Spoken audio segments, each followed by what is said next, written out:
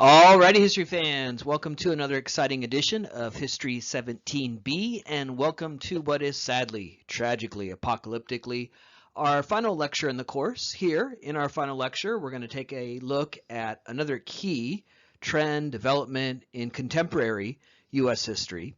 We are going to examine in this lecture immigration and how immigration law changes in the post-World War II period and its lasting effects that we can feel here in the 21st century.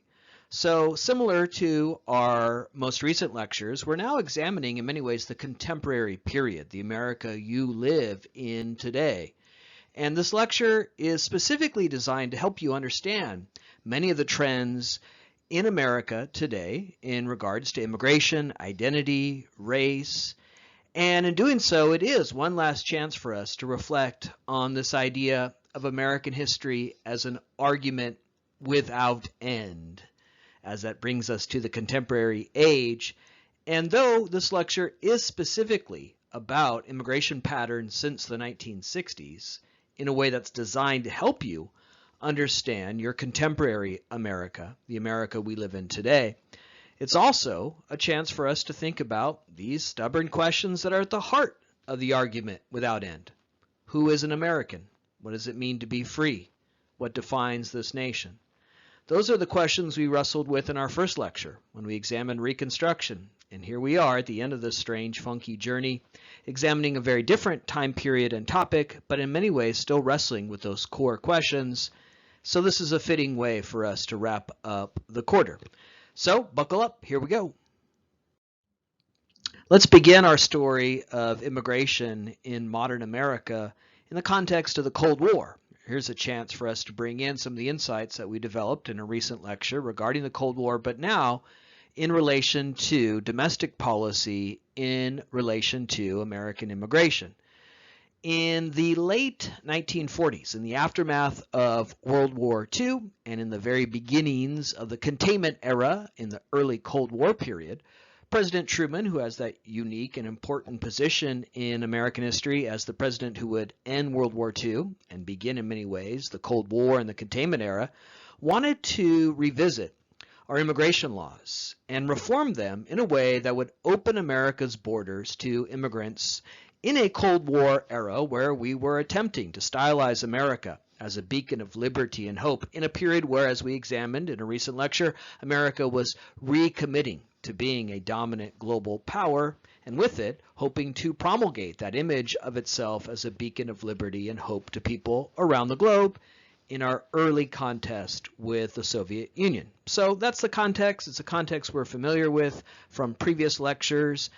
In regards to immigration, Truman wanted to revise the 1924 Johnson-Reed Act. In 1924, the U.S. passed the Johnson-Reed Act, one of the most ugly, ignominious acts of legislation in our history that effectively cut off immigration from most of the world. It was the 1920s. It was an age of isolationism. It was that reactionary, conservative 1920s. It was 1924, soon after the Russian Revolution. In Russia, during World War I, a revolution breaks out. As a result of that, you get the Soviet Union, the very first communist state in human history. And with it came a fear that communism could take root within the United States, that what happened in Russia could happen here. It's what led to what's known as the first Red Scare in the 1920s, the first time there was great fear that a communist revolution could take root in the United States. And that all led to the Johnson-Reed Act of 1924 that was designed to cut off immigration, particularly from Southern and Eastern Europe, areas that America feared would be hotbeds of radicalism that might lead to a revolution, a communist overthrow of the United States. So for all these reasons, as well as ideas like eugenics, the abiding racism of the 1920s that saw a surge in membership for the Ku Klux Klan, for all these reasons, in 1924, in the context of the 1920s, is an era of isolationism, reactionary sentiment, anti-immigrant, racist feelings in America, you get the Johnson-Reed Act, which cut off immigration from most of the world. Harry Truman in the late 40s wanted to change those immigration laws, overturn the Johnson-Reed Act, and put America's immigration policy in line with our early Cold War ideals, to put our immigration policy in line with that idea that in this great rivalry with the Soviet Union, we're going to see America as a beacon of freedom and hope. That didn't fit with an immigration policy that said to people around the globe, you're not welcome here. During the Cold War, we wanted to attract refugees who were fleeing communism, and that seemed to necessitate, again, opening our borders. So Harry Truman, in the late 40s, in the context of the end of World War II, the early Cold War period, in that early containment age where we were redefining the United States as an interventionist power and to be a beacon of hope for people around the globe, Harry Truman wanted to revise our immigration laws and create a more flexible system that allowed people to come to the United States. A flexible system that could respond to increasing labor demands during the post-World War II economic boom of the late 40s and 1950s, that period of a strong, stable middle class, economic growth, that golden age of the American middle class. To fuel that economic boom, we needed workers. And so another point of reforming those restrictive immigration quotas and laws that came with the Johnson-Reed Act was the economy of America in the post-World War II period. So a more flexible system would respond to labor needs. It would provide asylum for refugees fleeing communist revolutions around the globe. It would put our immigration policy in line with our Cold War ideals. The Johnson-Reed Act of 1924, the Restrictive Act of 1924, established a quota system where there were quotas for every nation on the globe, on Earth, meaning that we will only take a certain number of immigrants from that part of the world.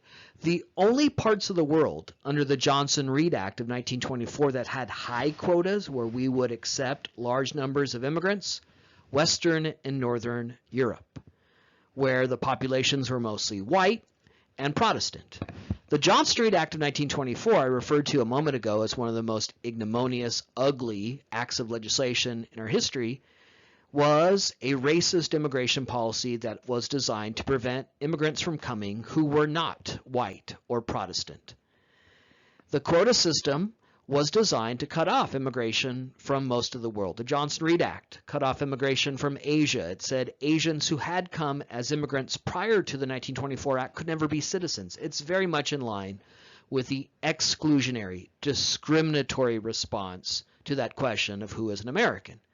Truman wanted to end the quota system, to no longer have quotas that limited immigration from certain parts of the world for all the reasons that we've enunciated so far. Cold War, key context here. Truman was embarking on this effort of immigration reform in that context of a Cold War where America was attempting to stylize itself as a beacon of liberty in contradistinction to the Soviet Union and the communist systems taking root at that time. However, we also learned in our lecture on the Cold War that the Cold War era, particularly the containment era, also was a very reactionary period. It was the time of the second Red Scare. It was a time of McCarthyism.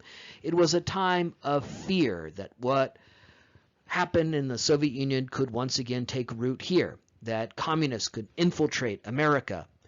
And the American way, so cherished in the aftermath of World War II, was in peril. So the Cold War cuts both ways here in the story of immigration. One aspect of the Cold War was stylizing America as this beacon of hope and liberty, a place of freedom and opportunity, and Truman wanted our immigration laws to reflect that by opening our borders anew. But the other aspect of the Cold War is also important here. The widespread fear of subversion, of disloyal people, the McCarthy era scare that there were traitors in our institutions who were seeking to destroy America. McCarthy, Richard Nixon, others actively red-baited, actively promulgated this idea that there are people pitted against the American way of life, that there are enemies within. And ultimately, it is that aspect of the Cold War that prevails in the immigration debates of the 1950s. because we do not overturn the Johnson-Reed Act under President Truman. Truman will not be able to see his vision come to fruition. He will not be able to sign into law immigration reform that fit with his goals. Instead, in 1952, Congress passes the McCarran-Walter Act, which recommitted to those Johnson-Reed quotas, kept those quotas in place, quotas that again had been established in the 1920s to cut off immigration from most of the world. And the McCarran-Walter Act doubled down on the reactionary spirit of the containment era by authorizing deportation of immigrants who had come legally to the United States during this time of fear of foreigners, foreign infiltration, a potential communist takeover, a period where Hollywood was making movies like I Married a Communist. So it is that aspect of the Cold War that prevails and leads to not an opening of our borders, but instead a continuation of a quota system that effectively cut off immigration from most of the world, and a very punitive response as the McCarran-Walter Act authorized the federal government to deport immigrants who were suspected of being disloyal or radical or fomenters of anti-American sentiment. How did this often manifest? Well, the foreigners who were often targeted for being un-American or anti-American were often critics of racism. They're often critics of the discriminatory policies of America in the 1950s. If you are critical of the United States legitimately for its legacy of racism and its continuation of Jim Crow discrimination in the 1950s, you were targeted as disloyal. How dare you criticize America? So a lot of these accusations of disloyalty, anti-American sentiment were lobbied against people who were justified critics of racism in America. McCarran-Walter Act demonstrated that in the 1950s, the paranoid reactionary sentiment that feared anything that seemed to be un-American, or the paranoid reactionary sentiment that feared foreigners, would ultimately prevail and maintain our very restrictive immigration policy. And in the 1950s, that continued with a deliberate effort to deport people who had come here as legal immigrants during the Bracero Program. During World War II, the U.S. government established the Bracero Program, which was designed to facilitate immigrants from Mexico to come to the United States and labor, particularly in agriculture. It was World War II, and the economy was booming. We covered that in our lecture on the domestic scene, the impact of World War II on the home front. We talked about how it was a time of full employment where people could find 2 or 3 jobs. And that meant that American citizens in the World War II era were most likely to be working in factories. During the Great Depression, they would be happy to have any job, including a job in the factories in the field, in the agricultural jobs, particularly here in places like the Southwest, particularly in places like Orange County, the Inland Empire, the billion-dollar agribusiness that was at the heart of California, Southern California, and many aspects of the southwestern economy in that period. But in the 1940s, you didn't want to work in the orange fields of the Inland Empire. You could find a good paying job making planes, tanks, and battleships during the war era. So during World War II, there was a dearth, a lack of laborers in agriculture. The solution to that was the Bracero Program, where the federal government would issue work visas for Mexican immigrants who would come and fill that labor shortage. So the Bracero Program was a recognition by the U.S. government, we need immigrants. We need Mexican immigrants. The billion-dollar industry, particularly here in the Inland Empire, Orange County, Southern California, is dependent on Mexican labor. And so Bracero Program is established, and Mexicans come as immigrants. Now, the problem with the Bracero Program was that it was a temporary program. The idea was immigrants would come for a while, and then they would return to Mexico. But when immigrants came, they bought homes, they got married, they had children who, being born in the United States, were citizens of this country. Talk about a flashback to our first lecture. We learned in our first lecture that the 14th Amendment, ratified in 1868, says clearly that anyone born in this country is a citizen. Of course, that only applied to former slaves, but also immigrants, and the radical Republicans realized that. They said we need one standard for citizenship. You can't have different standards of citizenship in a nation that is to be free and equal. So you get the 14th Amendment. 14th Amendment, very clear. Anyone born here is a citizen. So when Braceros came here, and they fulfilled this labor need, when they came welcomed by the U.S. government, they lived their lives here as they were part of the American society and economy, which included having children who, by being born in the United States, were American citizens. But in 1954, the U.S. government went on a rampage to deport people who had just a few years prior been welcomed in as immigrants and their children. The name of this effort is right there on the slide, and you can see it bears a racial slur. This was the official name of this operation by the federal government designed to deport 1 million people of Mexican descent, many of whom were Mexican Americans, citizens born here, the children of Braceros. So during World War II, green light, you're welcomed in. Please come, we need you. We can't get our own people to do this labor. And then a few years later, these people are forcibly deported. In this context, the 1950s, where there's this fear of foreigners, in this very reactionary, conservative time, in a time of containment, which again, as we've noted in previous lectures, has a domestic manifestation designed to contain women, racial minorities, and reinscribe a consensus view in America. And all this leads to this operation in 1954 that bore a racial slur. The federal government named this operation with a racial slur, the one you see here on this slide. So that's what you get in the 1950s. Not an opening of our borders, not a welcoming message to immigrants in line with our Cold War ideals. America's a beacon of freedom and of hope and opportunity. You get the McCarran-Walter Act. You get mass deportation efforts.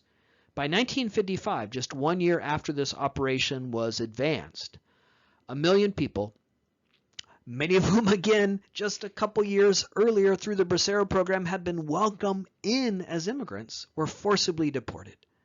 So we began our study of immigration in post-World War II America in the late 20th century with this story of the 1950s, a period where America, despite the efforts of Harry Truman and many advocates for immigration reform, recommitted to a very exclusionary policy, body of legislation, and overall mood and temper regarding immigrants in the United States. But in the 1960s, the United States will successfully pass immigration reform that will open our borders anew and put our immigration policy more in line with our Cold War ideals. Why? Why does that happen? How was it possible to do in the 1960s what now seems impossible in America in the 21st century, pass comprehensive and substantive immigration reform? Well, one factor was simply the decline of that McCarthy era of the 1950s. McCarthy himself dies in 1957. In the years that followed, many Americans reflected on McCarthyism, the Second Red Scare, as a shameful period in America that pit Americans against each other, that led to unfounded accusations of un-Americanness and disloyalty. So by the early 60s, that hysteria and fear had died down. But really the most important factor, along with the Cold War context, in explaining the passage in 1965 of immigration reform, civil rights. Recall the context that we described in recent lectures when in the early 1960s, America's at the height of this civil rights effort, where there are Americans in the streets protesting, Americans on college campuses Americans putting their lives on the line to make America a more just, free, and equal society.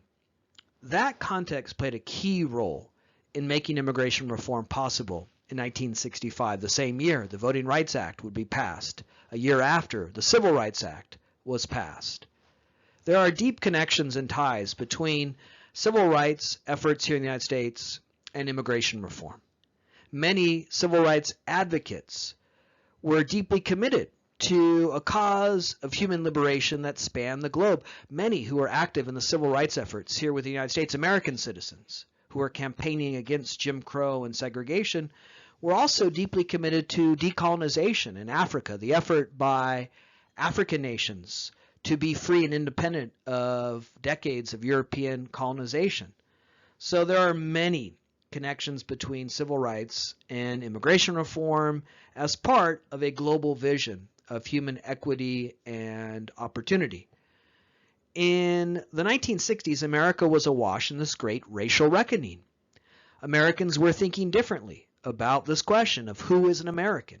Brave, bold Americans were putting their lives on the line to create a vision of we the people that was more generous and inclusive. And so in that context, you get the possibility of recognizing people around the globe as potential citizens of this nation in a period where Americans were thinking differently about who is an American, what does it mean to be a citizen, envisioning an America where African Americans and Latinos and Asian Americans and Native Americans were voters, citizens, and equal members of this nation.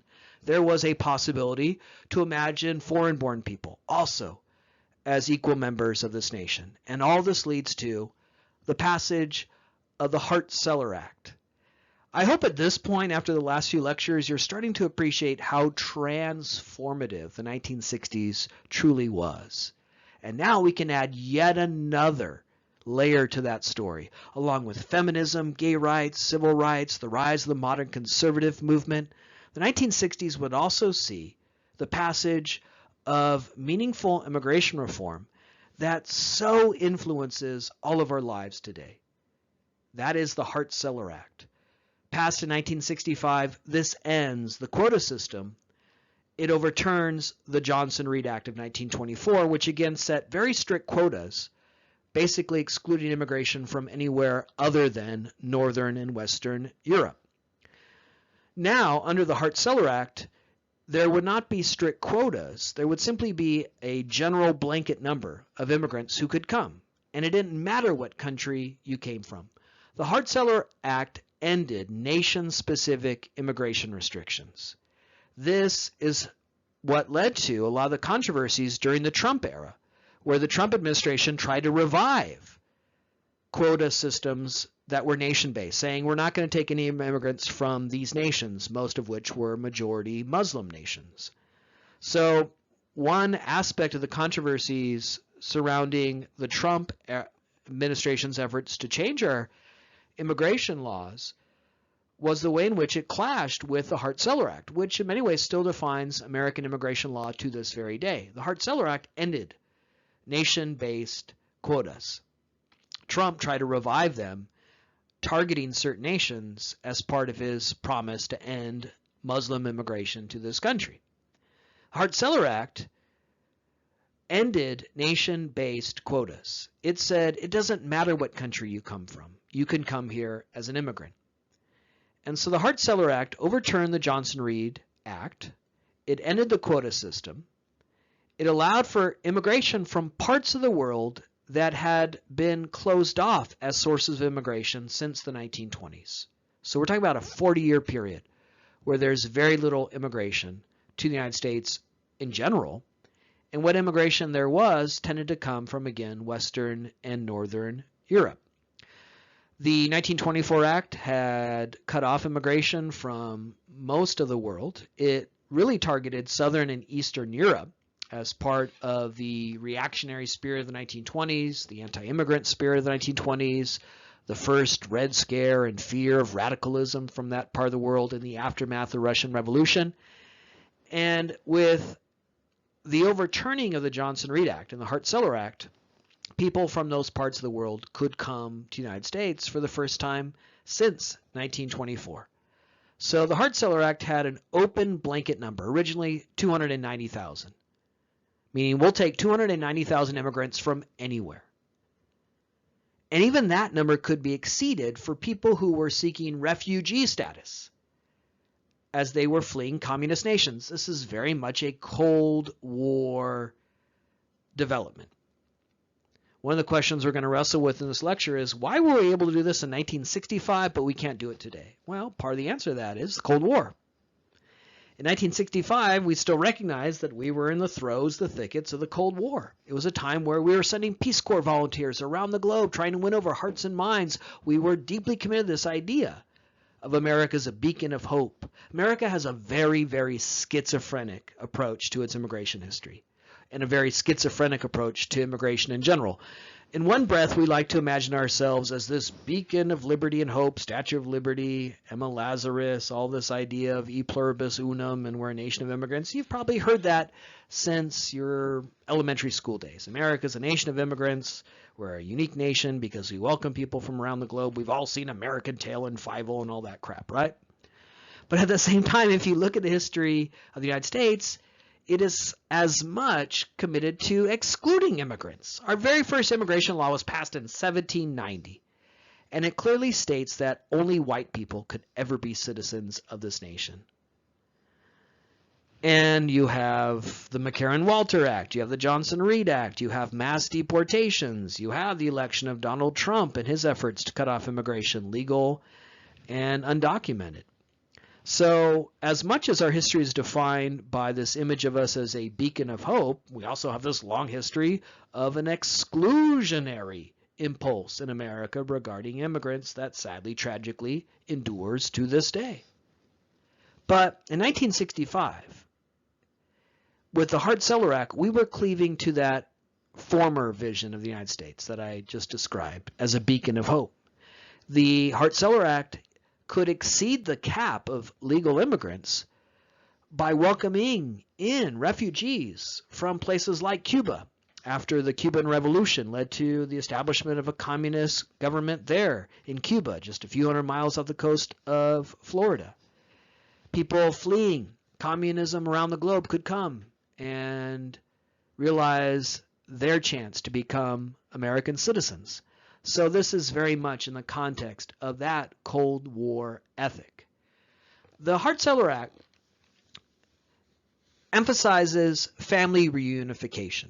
Now that was a goal of Harry Truman when he originally called for a revision of our immigration laws in the late 40s. An effort that, as we described in the previous slide, went unrealized.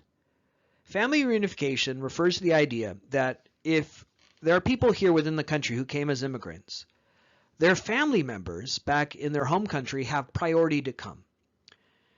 And this is because when immigrants come as families, when they come with an already extant network of connections, they're more likely to succeed.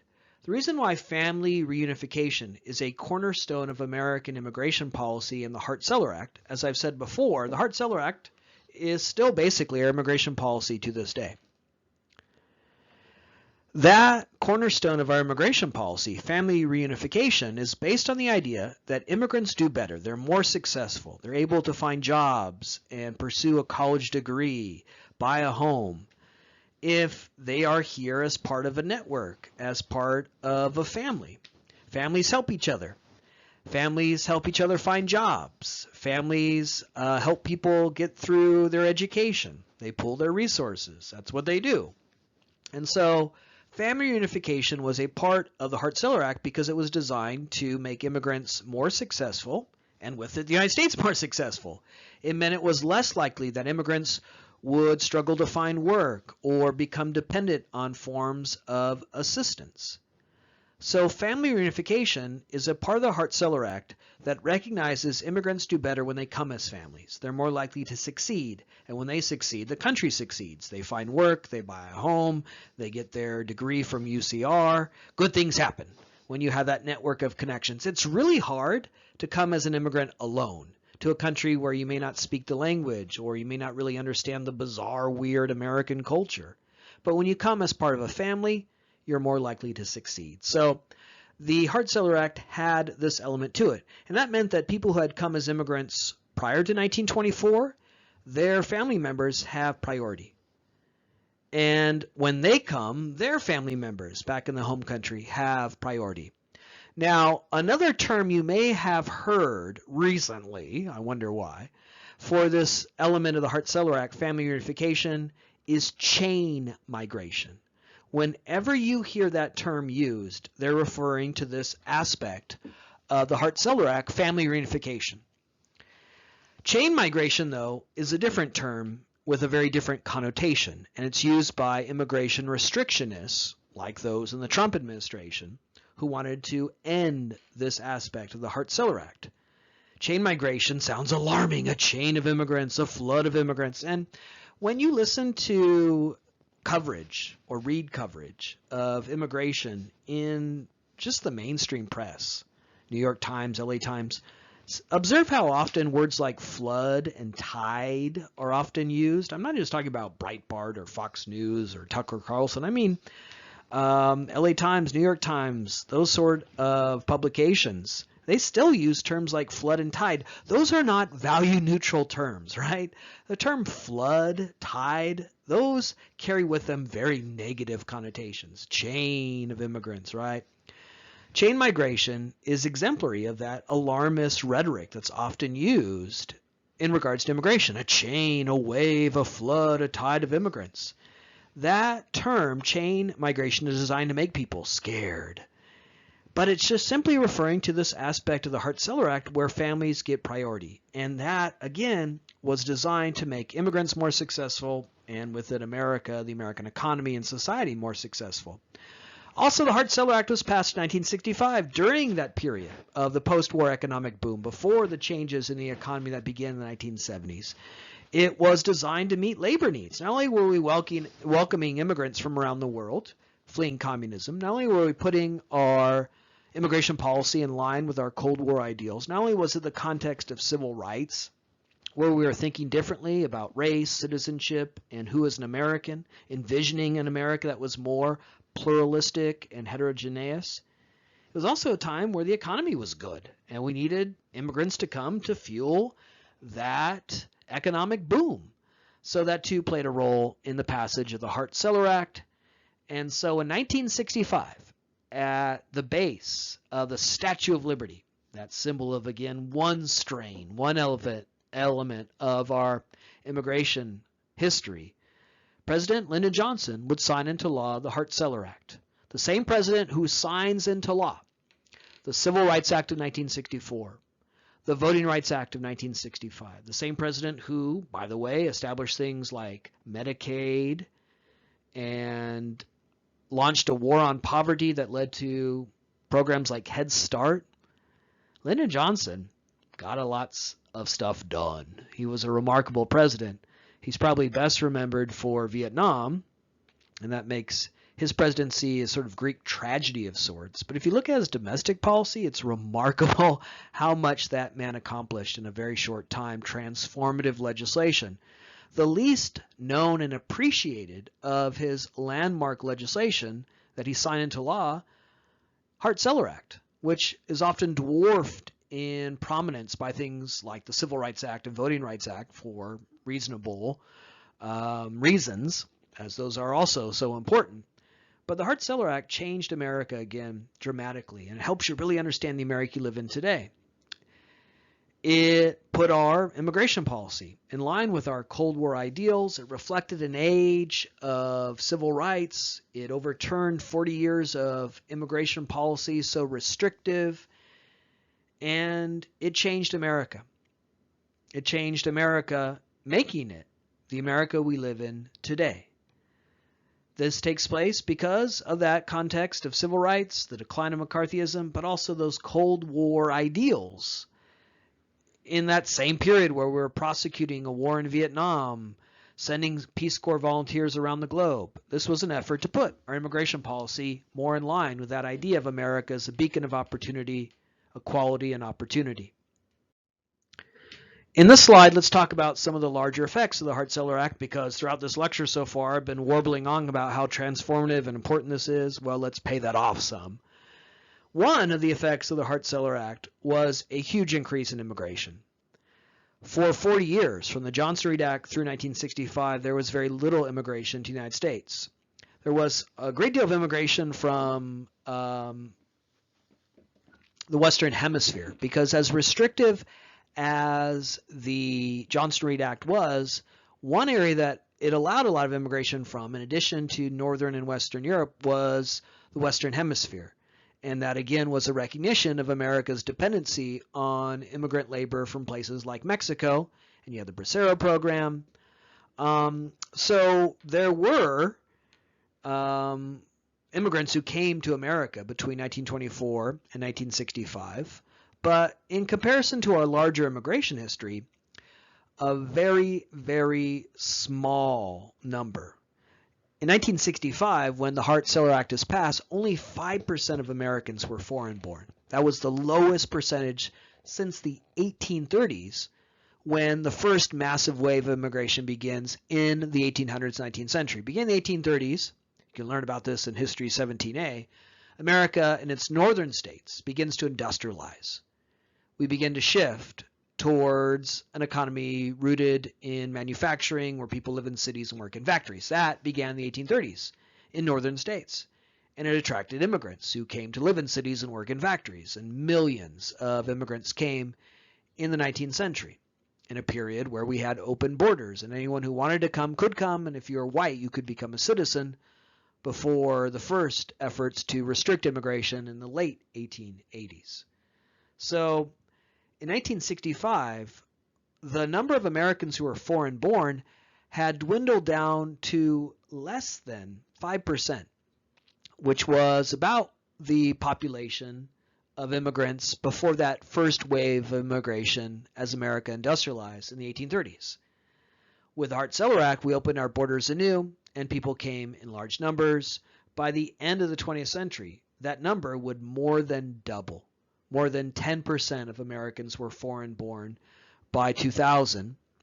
And estimates today, in now 2021, of the percentage of Americans who are foreign-born range as high as 20%. Now, whenever you see statistics, including mine here, regarding immigration, you should always be a little bit circumspect, because it's hard to get really accurate numbers about immigration, largely because so many people who are here as immigrants may be undocumented, and they're not always so joyful and excited to come forward and say, count me, right? As they fear punitive action, deportation, and the like. And certainly those fears were pretty strong in the last 4 years. So we should always be somewhat circumspect about immigration statistics. Also, because there's a huge industry in America in making people fear immigrants, the Tucker Carlsons of the world. Those numbers can often be inflated as well, as a way of making people fearful of a changing America. But some fairly credible studies of the immigrant population today in America range between 15 and 20%, meaning 1 in 5 human beings in this country today were foreign-born. So one of the effects of the Hart-Celler Act is this voluminous surge in immigration to this country in the late 20th century.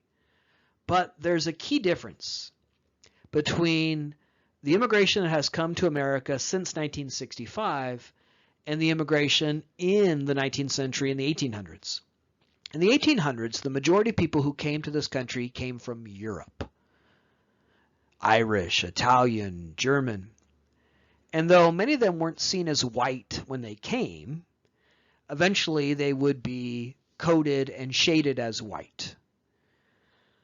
There were efforts in the 19th century to prohibit immigration from countries where their populations weren't Christian or capable of being seen as white. There's the Chinese Exclusion Act in the 1880s, which was one of the very first forms of a nation-specific form of immigration restriction. There's the Gentleman's Agreement in 1907 that cut off immigration from Japan. So most of the immigrants who are coming in the 19th century and early 20th century are European. That's not the case after 65. The majority of people who come from Africa, Asia, Latin America. Those were parts of the world that were less well developed, so there's fewer economic opportunities. They were parts of the world where the Cold War became a hot war, as we fought wars in Southeast Asia. They were the scene of civil war and strife, as those countries wrestled with the legacies of colonialism in the second half of the 20th century. And so they're very unstable as a result. So people fled Africa, Asia, Latin America, and they came to the United States. So the immigrants who have come since 65, in the large volume of immigration we've seen since 65, tend to come from parts of the world that hitherto previous were not major sources of immigration, because many of those parts of the world were deliberately excluded, like we talked about with the Chinese Exclusion Act or the Johnson-Reed Act. So we get a lot of immigration, and it tends to come from Africa, Asia, Latin America. These are the so-called new immigrants. Sociologists, historians refer to the immigrants who have come since 65 as the new immigrants, to differentiate them from the old immigrants of the 19th century, the immigrants you might see in old black and white photos from Ellis Island. Those immigrants who came in the 19th century during a period of rapid industrialization tended to come from Europe. But the immigrants who have come since 65 tend to come from Africa, Asia, Latin America, because now America was opening our borders for the first time to those parts of the world. During the Johnson-Reed Act era, those parts of the world were deliberately excluded. Those parts of the world were economically underdeveloped and depressed. So many of the people in those parts of the world wanted to come to the United States. And those parts of the world were the scene of civil war and strife, a lot of it as a result of America's actions during the Cold War. So there's a lot of push and pull factors that are compelling people to come from those parts of the world, and that is one of the key ways in which the Hart-Celler Act influences America today. America in the last few decades has become much more diverse, heterogeneous, and pluralistic. We see it in our classrooms when we get back to them finally. We see them in our workplaces. We see them in our neighborhoods. We see them in our popular culture. America is much more diverse today than it was a few decades ago. That is one way the Hart-Celler Act helps you understand the America you live in today, where we have become much more diverse and heterogeneous. Along with this came the opportunities that came with civil rights, with the end of legal discrimination, opportunities for American-born citizens, African Americans, Latinos, Native Americans, Asian Americans, to attend universities, to buy homes in suburban neighborhoods, to work in occupations that previously they had been barred from working in, to be elected to offices, to serve in institutions. So not only do we have this greater diversity and heterogeneity that comes with immigrants coming from Latin America, Africa, Asia, the Caribbean, but if we look at our institutions, they've also become more diverse and pluralistic simply because of civil rights, where American-born citizens have seized the opportunities that civil rights offered. And so one way that the Hart-Celler Act helps you understand America is you can now understand why we have become so diverse and heterogeneous than we were just a few decades ago. And again, you could see this everywhere. Look in your classroom. Look in your workplaces. Look in our pop culture. It says something about America in the 21st century that the all-American stoners are named Harold and Kumar, right? Fresh off the boat. Blackish. Look at America's pastime, baseball, right? The majority of people who play baseball for major league clubs today are Latino. Go to a Dodger game. The majority of fans are Latino. You get a beer at Dodger Stadium, you're drinking a Michelada, right? The all-American cuisine today, it's not hamburger and french fries. It is pupusas and pho, right? That's what we eat today. That's one way that we can see the larger effects of the Hart-Celler Act. The other way is the backlash to that. You want to understand America, the America of Trump, build a wall. Yeah, it's also a result of how diverse and pluralistic we have become since the Hart-Celler Act. Many Americans are alarmed by these trends. Many Americans see an America that looks very different, and they respond in a very reactionary way. In our lectures recently on the 1960s, I made this point that one way to understand the 1960s, a remarkable transformative period, civil rights, gay rights, feminism. But also, there's that backlash to those changes that also is so important and formative and influential in American history. What is the story of the 1960s? Well, in part, it's the story of civil rights, feminism, gay rights, the counterculture, the sexual revolution, all of these changes that, again, we can feel today. But another story of the 1960s is the reaction to that, the election of Richard Nixon, the war on drugs, mass incarceration, the rise of the modern conservative movement. You get both. And the Hart-Celler Act is very consistent with that.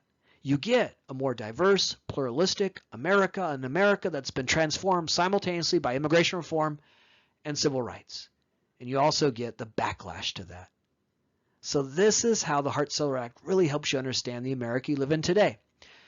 During the 2016 presidential election, a surrogate for Donald Trump said, if we don't elect Donald Trump, if we don't get a hold on our immigration laws, if we don't build a wall, there'll be taco trucks on every corner.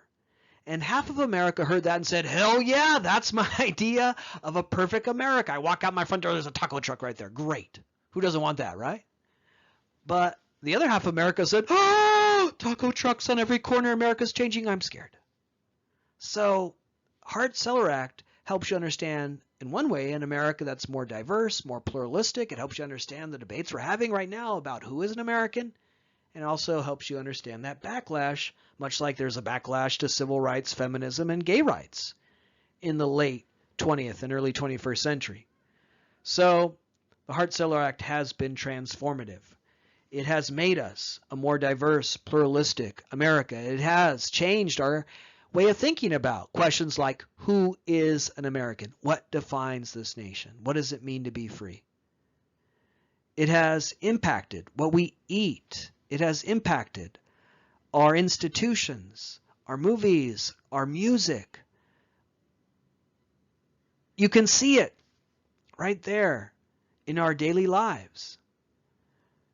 It used to be likely a professor like me at UCR had to be really careful with his roster when he filled out his final grades because there'd be a lot of Smiths and Johnsons and Joneses in his class. When I look at my roster, I see a lot of Nguyen's and Kim's and Rivera's. Yeah, that's our student population. That's our population at UCR.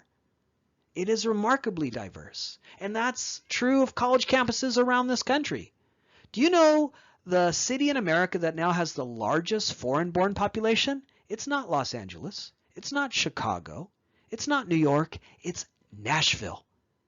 Nashville has the largest immigrant population, fastest growing immigrant population in the country. So it's no longer simply a world of diverse coastal cities. It's in the heartland. And again, if you think about that, if you think about a Nashville, country music USA, with a large population of Asian Americans and African Americans and Latinos, yeah, you can kind of understand what's going on in Middle America today. Let's spend a few moments talking about the new immigrants, because their story in many ways is the American story of the last few decades. This lecture does indeed bring us into the contemporary era, and one way to think about that is by examining trends within this immigrant community and how they intersect, overlap with larger trends in American life in the late 20th and early 21st century. Again, a huge number of immigrants come in the decades after the Hart-Celler Act. It has a huge appreciable effect in opening our borders anew, and of course, the immigrants who come tend to come from parts of the world that previously were not major sources of permanent immigration to the United States, leading to that remarkable racial and demographic shift. By the end of the 20th century, just a few decades, couple decades after the Hart-Celler Act, you get a doubling of the foreign-born population, and in many ways that has continued and increased over the last few decades, so that today many argue that perhaps as many as 20% of the human beings in this nation right now were born outside this country. Not only is there a shift racially as a result, a demographic shift in terms of race with this large number of immigrants from Africa, Asia, Latin America, the Caribbean, all of whom have children here. But there's also a remarkable shift in terms of religious pluralism and religious diversity. The immigrants who come from Africa, Asia, Latin America bring with them faith systems like Islam, Buddhism, Hinduism. And so we've seen remarkable change, not just in terms of race, but also in terms of religion, making America a more religiously diverse and heterogeneous nation. At the same time, you're seeing these shifts in racial demographics. So Muslims, Buddhists, Hindus, Sikhs, there is this huge increase in religious diversity as well, and that too plays a role in the dynamics I expressed in the previous slide, where some welcome this as indeed part of a more diverse and pluralistic America, where we recognize a variety of different holidays in our public schools. But also, there's a great deal of backlash to that. I live in a neighborhood where every day when I walk my dog, I walk past a mosque, which is located right across the street from a Korean Baptist church. And I stop and I go, great to be an American, right? It's great to live in a city of such diversity and pluralism. I love it that my children at the local public school get Jewish holidays off. It's great because it makes them more aware of the diversity in our population, and who the hell doesn't like getting a day off from school, right? That wasn't my experience growing up when I was a kid. So again, it's a remarkable shift that many of us welcome, but also many Americans fear, because we have changed not just in terms of racial diversity, but also religious diversity. There is not a majority American religion any longer. For most of our history, Protestant Christianity was a majority religion in America. But even Protestant Christianity is no longer a majority religion in America because it has fractured. It has broken up into so many different denominations that even Protestant Christianity cannot claim majority status. While at the same time, we've seen a rise in Catholic Americans coming from Asia and Latin America, an increase in Buddhist Americans, Hindu Americans, Muslim Americans, and a large increase in people who are not religious, who do not identify as religious. The fastest growing group in America in terms of religious identification are the nones. No, not Catholic nuns. N-O-N-E, people who have no religious identification. And all this has led to the decline of the Protestant majority in America, along with the fracturing itself of Protestantism, and the greater diversity of faith and belief in America. So couple that with all the other changes we've enunciated here, racial diversity, civil rights, feminism, gay rights. Now there's also a remarkable shift in terms of religious pluralism as a result in part of immigration patterns that come with the new immigrants. And so their story in many ways is demonstrative of the story of shifts in religious faith in America in the late 20th and 21st century. Now, one of the arguments you often hear by restrictionists, anti-immigrant advocates, people who advocate for immigration restrictions, ending things like family reunification, building walls, cutting off visas, student visas, that whole body of restrictionist argument. Many of the people who come from that point of view, many people who seek to return to a more restrictionist policy, often argue that immigrants come and they don't assimilate. They don't adopt American values and American culture. They somehow live as satellites of American society. That's an argument you often hear by anti-immigrant advocates, anti-immigrant activists, people who are restrictionists. This idea that immigrants come and they don't assimilate, they don't live in mainstream American society. Well, that's nonsense. And it's nonsense that's easy to refute. Because if you look at the way immigrants live, the immigrants who have come since 65, the new immigrants, their patterns of life, their place within the American economy, American society, overlaps with larger trends in the United States in this period. The way immigrants live is how we all live. So the immigrant experience is not alien and different and separate from American society. It is the American experience. For example, immigrants who have come since 65, not only are they more likely to come from Africa, Asia, Latin America, not only are they bringing great religious pluralism to America, but they tend to now come to the suburbs to live in the suburbs. Immigrants who came in the 19th century and the 1800s came to cities. They went to New York. They went to Chicago. But immigrants who came after 65 go to the suburbs, meaning that the suburbs are remarkably diverse today as a result of civil rights, which ended exclusionary housing policy, and immigrants who come and want to live in the suburbs. They too want safe neighborhoods. They too want tree-lined streets. They too want big houses. Immigrants want to live like all Americans do. They're not separate and different from mainstream American society. So the immigrants who have come since 65 want to live that American dream, that American vision, a house in the suburbs, safe schools, safe neighborhoods. And so the immigrants who come since 65 tend to live in the suburbs.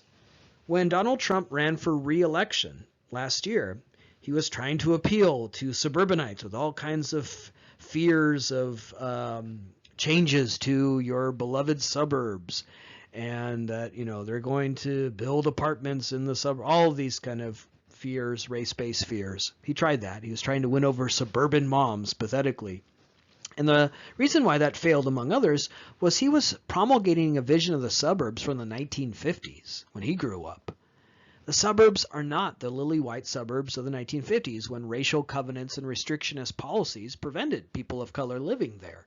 Go to the suburbs today, and they are remarkably diverse. They are magnets for immigrants who come and want to live in the suburbs. So the suburbanization of America, which has taken place in the second half of the 20th century, when that becomes the American dream, a house in the suburbs, a car in the garage, backyard barbecue, well, immigrants want that too. And they've moved to the suburbs. The suburbs are now remarkably diverse. Think about the suburbs here locally in Los Angeles, for example. Downey, La Habra, Cerritos. Those were the suburbs of Los Angeles in the 1950s that then were almost 100% white. The Carpenters grew up in Downey, right? Can you get more white than Karen Carpenter, right? Go to Downey, go to Norwalk today. They're majority Latino. And the next largest group is probably Asian American. So what was once the lily-white suburbs of the 50s and 60s are now remarkably diverse. Why did immigrants go to the suburbs? Because they too want a big house with a driveway and a big backyard. They want to live as we do. The immigrant experience is the American experience. And you can also see that in trends in our economy. The immigrants who have come since 65 tend to fall into two camps or two tiers. There's the highly educated, engineers, doctors, nurses, and they tend to find good-paying middle-class jobs that reward that education. Highly skilled people. These are people who are coming and working as engineers, as computer programmers, as doctors. And then the other tier of immigrants are low-skilled immigrants without a college degree who end up working in hospitality, in home health care, low pay, low prestige, no benefit jobs. But that story, the story of immigrants, is the story of America, because since the 1970s, we've seen the rise of a service sector economy, deindustrialization, and with it, two Americas, haves and have-nots, two tiers. People with a college degree can find service sector jobs in things like medicine, law, engineering, information technology, and claw their way into the middle class. Without a college degree, you find yourself working at Starbucks, Walmart, low pay, low prestige service sector jobs without benefits, and in many ways foreclosing your opportunity to vault into the middle class. That's the American experience for native-born Americans since 65, and that's the immigrant experience. they too find themselves in two different tiers of the service sector economy. One of the other interesting elements that make the new immigrants different than previous ways of immigrants concerns gender. The majority of immigrants who have come since 65, women. The immigrants who came, the old immigrants of the 19th century, mostly men. They came to work in industry. They came to work in mining, ranching, railroad construction in the 1800s. But since 65, the majority of immigrants who have come to this country, women. And that's because of deindustrialization, service sector economy, which selects for female labor. They're working in hospitality, in home health care, or they're highly educated and working in the top tier of the service sector economy. So this makes the new immigrants different than the immigrants of the 19th century. It's another element of that story. But it's also indicative of, again, large trends in American society, the American economy, the experiences of native-born Americans. The point I'm making here in these final bullet points on the slide, the immigrant experience is the American experience. It's not separate. It's not different. They're not living a different reality than native-born people. Since 65, with feminism, with changes in the economy, we have seen the rise of women in the workforce. We now have an America where women are working in occupations that they had been denied an opportunity to work in before. We are seeing, in many ways, with the rise of a service sector economy and information-based economy, women thriving. In some American households, women out-earn their husbands. We have seen now the rise of women in higher education so that the majority of bachelor's degrees are awarded to women. So women are vital, rising in the workforce in the late 20th, early 21st century, and that's reflected in the immigrant experience. Unfortunately, though, many of the women who come as immigrants who are in the low-skilled service sector economy without college degrees find themselves in a very vulnerable position, working as nannies, working as home health care workers, working in hospitality, often working off the books. And because of that, they're very vulnerable to exploitation, to theft, where employers refuse to pay them their wages or minimum wage. If they are here as undocumented immigrants, they may not have recourse to go to authorities if they are exploited or abused in this way. And so women who come as immigrants, as we see this trend in the new immigrants with women, the majority of immigrants who are in that lower tier of the service sector economy, are indeed very vulnerable, as all Americans are who find themselves in those low pay, low prestige, no benefit jobs. Another charge that you often hear from restrictionists, anti-immigrant advocates, is the idea that immigrants don't learn English, they don't assimilate. Well, that's nonsense too. One of the factors that has led to that charge is the modern media, satellite television, the internet, that allows immigrants from Latin America, Africa, and Asia to maintain connections to their country of origin and the native language they speak. But that doesn't preclude them from learning English or imbibing a ton of American pop culture. If someone's speaking Spanish, it doesn't mean they don't speak English. It just means they're speaking Spanish, but they could probably just as much speak English. But this is different than the old immigrants 19th century. In the 19th century, you got on a boat, you sailed across the Atlantic, and you weren't going back. But in the 21st century, you have cheap airfare, and immigrants can go back. In the 19th century, you got on a boat, sailed across the Atlantic, and you came to a culture that was very different than your own, and you severed ties with your culture in your home country.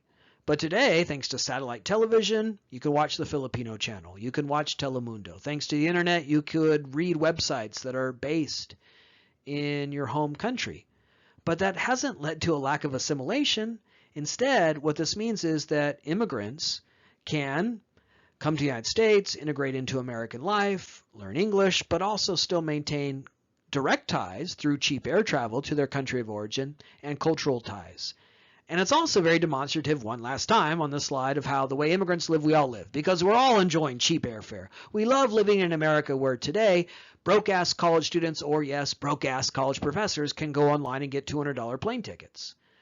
That's the American experience, and it's the experience immigrants are also facing. We're all spending too much time online staring at screens. So this isn't unique to immigrants. It's, again, the way in which the immigrant experience is the American experience. By the 1990s, these effects of the Hart-Celler Act, coupled with the consequences of civil rights and the new opportunities for American-born citizens of color, were now beginning to be felt. By the 1990s, with the Hart-Celler Act now having been passed in 1965, and its effects beginning to transform American life, with some of the opportunities that civil rights offered being seized by racial minorities. It was really by the 1990s the consequences of these changes in regards to citizenship could be acutely measured and felt by Americans. By the 1990s, Americans were starting to see this greater diversity and pluralism, and it led to a number of clashes regarding the new America that was now developing. In 1992, you get the LA uprising that is often remembered as being sparked by the exoneration of LAPD officers after the videotape beating of an African-American motorist, Rodney King. In what is likely the first viral video, a motorist with a camcorder.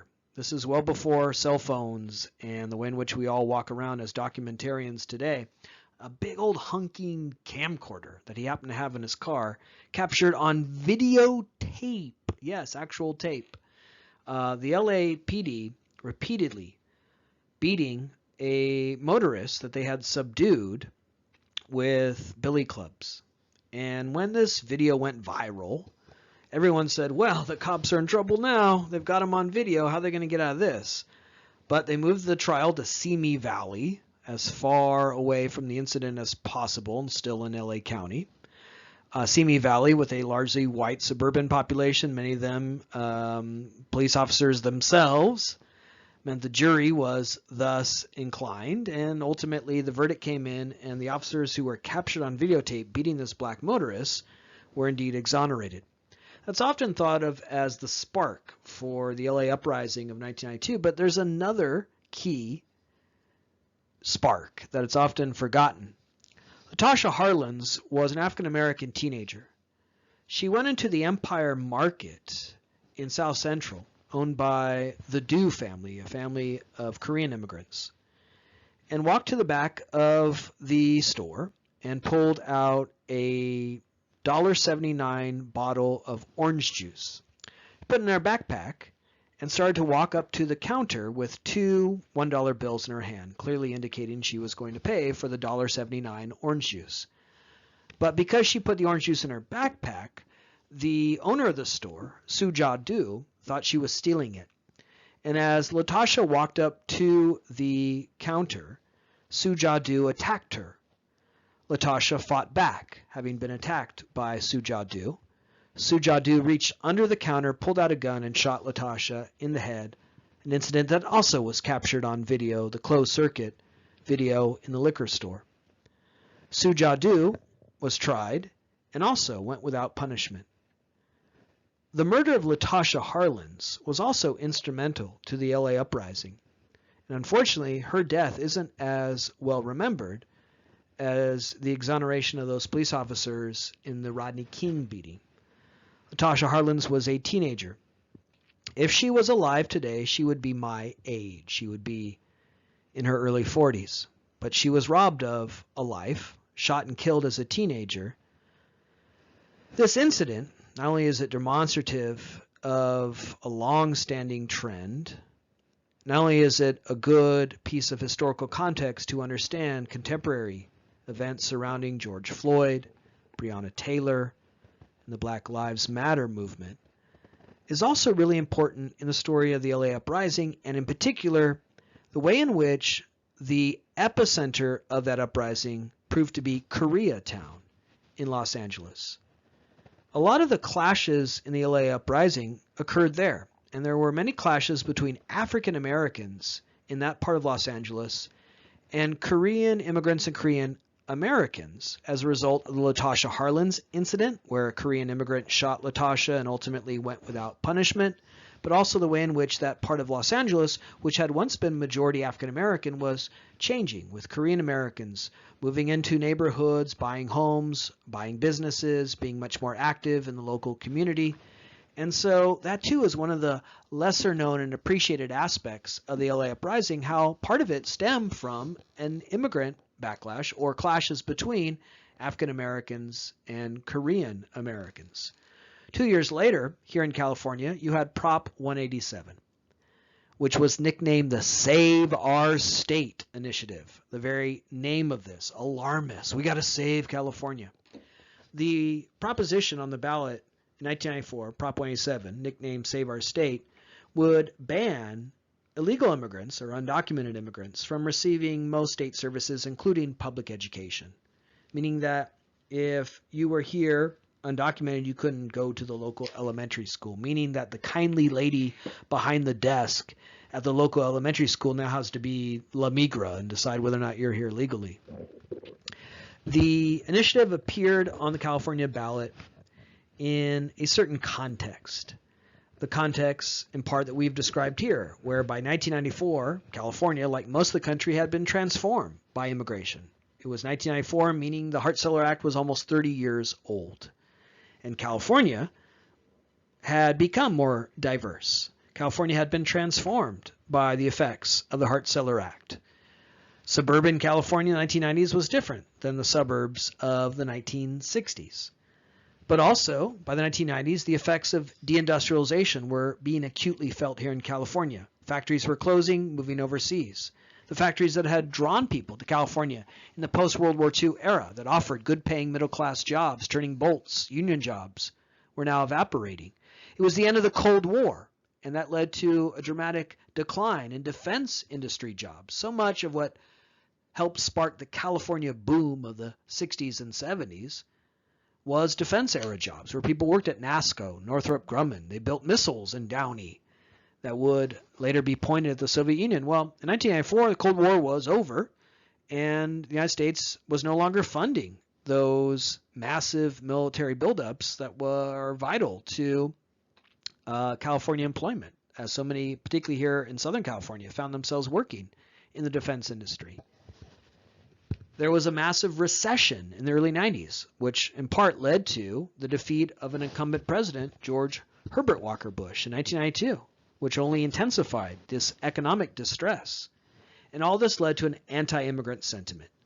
California was changing, it was more diverse, jobs were in decline, there was a sense that a California dream that was often defined as, again, exclusionary, excluding racial minorities and immigrants, maintaining an image of California as lily white suburbs. Well, that California was in decline, and it led to Prop 187, which required that people who pursued public education, public services, prove that they were here legally.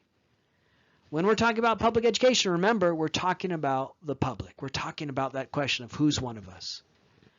What does it mean to be a Californian? What does it mean to be an American? Does it mean you're here within our borders? You're part of our economy, part of our society.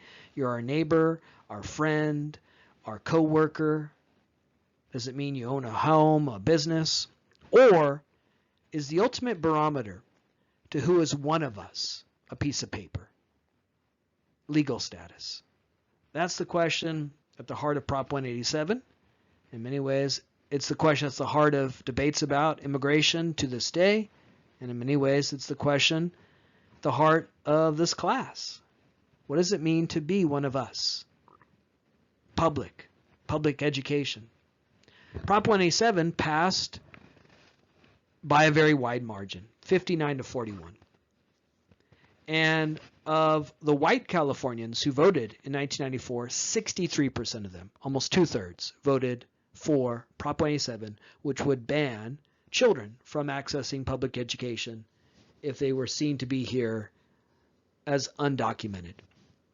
It is a remarkable barometer of where California was not too long ago. Again, we tend to think of California today as hippy-dippy California, blue state California, left coast, bunch of liberals out there driving their Priuses and eating organic kale, right? For most of California's history in the 20th century, you've been a very conservative place. It's the state that gave you Richard Nixon. It's the state that Ronald Reagan adopted as his home state. It is the state that birthed the modern conservative movement. And in 1994, this state voted almost overwhelmingly to bar children from accessing public education because they were seen as not one of us. They were here illegally. So it's important to see this in a certain context. It demonstrates how by the 1990s there was a huge backlash to the way in which California and so much of the nation was becoming much more diverse. In the 1990s, in that conservative era, the Clinton era, which we saw as the triumph of conservatism, you saw the rise of a Minutemen movement, where grumpy old men would go down to the southern border in their lawn chairs as self-appointed Border Patrol agents. The Minutemen movement was a movement, if you can call it that. It was pretty sparse in terms of its number. When the Minutemen would stage these events, there were usually more reporters covering the Minutemen than actual Minutemen. But symbols matter. It may not have been a very impactful movement, but it was a symbolic movement of mostly white, middle-aged men who went down to the southern border. They always go to the southern border. I wonder why. Do you know more illegal immigrants enter from the northern border than the southern border? But for some reason, they're not too worried about Canada. I wonder why. They would go down to the southern border with their lawn chairs and walkie-talkies and say, we're here to patrol the border. If the government won't do it, we'll do it as citizens. And look at the name they adopted, Minutemen, a name that comes right from the Revolutionary period. Citizen soldiers who rose up against tyranny.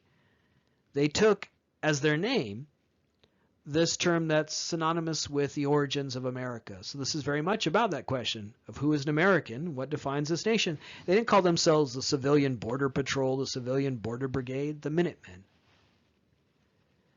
You had militia groups, white supremacists in the 1990s, many of whom would engage in acts of terrorism against the government, convinced that the government was conspiring against white citizens. It was a time of an intense reaction to, again, changes that came with civil rights and immigration reform. More recently, we saw SB 1070 in Arizona, the so-called Show Me Your Papers law, which, if passed, would require anyone stopped by law enforcement in Arizona to prove that they were here legally, because we all drive around with our birth certificate in the glove compartment, right? It's absurd.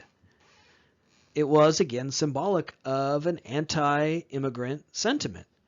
And Arizonans of Latino descent were particularly angry and alarmed because they realized the people who are going to be asked to show their papers aren't old white guys. It's going to be people like us. And we're talking about American citizens. We're talking about, in some cases, people who are third, fourth, fifth generation Americans. The all-American surname is no longer Johnson or Jones or Smith. It is Gutierrez or Rivera. And it sure as hell in Arizona. And so the Show Me Your Papers law, the SB 1070 bill in Arizona, was seen as an anti-Latino law. A backlash not against immigrants necessarily, but American citizens who were the ones who were going to bear the brunt of this Show Me Your Papers law.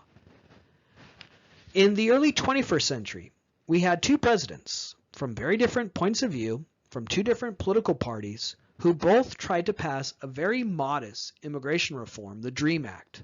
First, George W. Bush, conservative, Republican, who wanted to pass a law that would grant legal status, not citizenship, just legal status, meaning you won't be deported, to children who had come here not of their own will or volition as children, but were here as undocumented immigrants today. If they served in the military, during the Bush administration, you had the war in Afghanistan, the war in Iraq, and so many of the people serving in our military right now today are immigrants. It's part of a theme we've seen in this class of outsiders looking for a way in. Many of the people who are fighting and dying right now in the war in Afghanistan are not American citizens, but they're hoping through their service and sacrifice they can be recognized as citizens of this nation. The DREAM Act was designed to say to those people, if you serve in our military or if you graduate from a university, you can stay here. You get legal status, not citizenship, just legal status, meaning you won't be deported. The first president to advance that idea was George W. Bush, conservative, Republican. He was unable to pass it because members of his own party refused to support it. Even that very modest reform, where we extend just legal status, not to every undocumented immigrant, but to children who came here not of their own will, who didn't willfully break the law and sneak into America, and grow up here, are American in every way. They know nothing other than the United States. They serve in our military. They graduate from a college, meaning they're going to be taxpayers and contributors to the American economy. And the DREAM Act would grant them legal status, meaning you're not going to be deported. And that couldn't pass. Barack Obama, liberal, Democrat, very different president, inherits this effort as he is elected in 2008. And he would leave office in 2017 and also see the DREAM Act unrealized. Now in California you have a state DREAM Act, but really immigration policy is a federal thing. It must be a federal thing. And this has failed to pass on a federal level, even though it was advanced by two very different presidents from two very different points of view, and it's such a modest reform. It's not the Hart-Celler Act. It would grant legal status to people who are clearly part of this nation. And yet it's failed to pass. And at the end of Obama's term, who got elected president? A man who ran on an explicit anti-immigrant platform, that we're going to ban immigrants from majority Muslim countries, that we're going to build a wall, that we're going to deny refugees safe harbor in the United States. So there's the Hart-Celler Act, and there are the consequences. And we live in America today where it is impossible to imagine meaningful, significant immigration reform. Many presidents since Lyndon Johnson have tried to change immigration laws. Some of them conservative Republicans, others liberal Democrats, and they've all failed. Why? Why is this such a powder keg of debate? Why is it impossible to do what we did in 1965? Pass significant, meaningful immigration reform? Well, it's probably because when we're talking about immigration, we're talking about these core issues of who is an American? What does it mean to be free? What defines this nation? And I don't have a crystal ball. We historians are much better talking about the past than the future, but I do not anticipate any meaningful immigration reform legislation coming soon because it is so volatile. In this lecture, we learned about how it was possible in the context of civil rights, the Cold War, and social transformation. But we end this lecture with where we are today, where these questions of immigration and identity are so powerful, so volatile, that such legislation is now impossible. And hopefully through the course of this lecture and the course of this class, you've had some opportunity to think about why that is the case.